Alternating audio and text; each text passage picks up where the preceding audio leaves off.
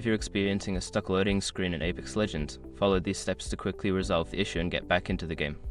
Step 1. Restart the game. Close Apex Legends completely and restart it. This can often resolve temporary glitches that cause loading issues. Step 2. Check server status. Visit the official Apex Legends server status page or social media channels to see if there are any ongoing server issues. If there are, you may need to wait until they are resolved. Step 3. Clear cache. For console players, clear the cache by turning off the console, unplugging it for a few minutes, and then restarting. For PC players, you can clear the cache by navigating to the game files and deleting temporary files. Step 4. Update the game.